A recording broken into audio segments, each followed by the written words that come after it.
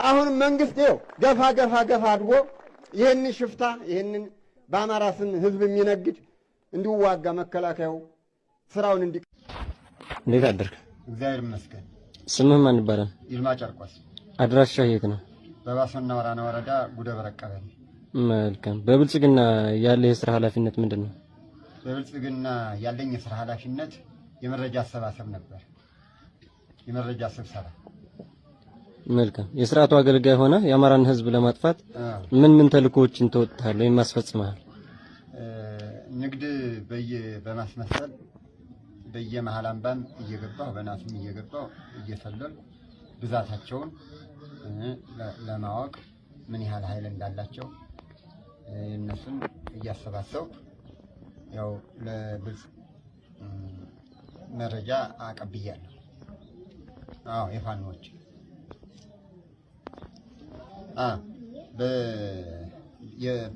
የብልጽግና መረጃ ነበርኩ። በየቦታው እየገባሁ በፋኖች አካባቢ እየገባሁ እየሰለልኩ ብዛታቸውን እያጠናሁ ለብልጽግና መረጃ እያቀበልኩ ነበር ያለው። ንግድ አስመስለህ ነበረ ፋኖ ባሉበት ቀጠና ላይ የምትገባው ነጋዴ መስለህ? አዎ ነጋዴ መስዬ ነበር የምገባው። ምን ነጋዴ መስለህ ነበር የምትገባው? እንቁላል፣ ቆዳ፣ የበጎች ምናምን። ስለዚህ ለስርዓቱ በዛ አማካኝነት ቅቤ ምናምን ቅቤ እየነገድክ እንቁላል እየነገድክ ቆዳ ወይም ደግሞ አንጋሪ እየነገድክ በፋኖች አካባቢ እየመጣህ የፋኖችን ቁጥር የያዙትን መሳሪያ መውጫ መግቢያቸውን ጭምር ለስርዓቱ ስታደርስ ቆይተሃል።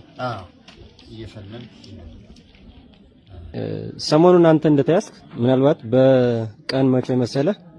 በቀን 18 3ኛ ወር 2018 ዓ.ም የአብይ ጥምር ጦር ብሎ የሚጠራው የመከላከያ ሰራዊት፣ ሚሊሻ፣ ፖሊስ፣ አድማ በታኝ ይልማ ጨርቆስን ለማስለቀቅ ነው እያለ ለህዝቡም አስለቅቀዋለሁ እያለ መድረክ ላይ እየተናገረ እንደገናም ደግሞ ለሰራዊቱ ማስለቀቅ አለብን እሱ ወሳኝ ሰዋችን ነው እያለ እዚህ ቦታ ላይ እኛን ለመዋጋት ለ3 ቀን ሲዋጋ ቆይቶ ምናልባት ከ6 መኪና በላይ የሚሆን ቁስለኛና አስከሬን ደብረ ብርሃንና አዲስ አበባ ላይ ይዞ ሄዷል።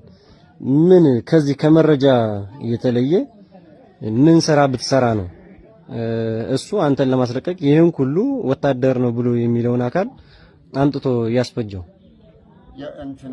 ያው በብልጽግና ከቤተሰብ አባል በብልጽግና ፓርቲ ላይ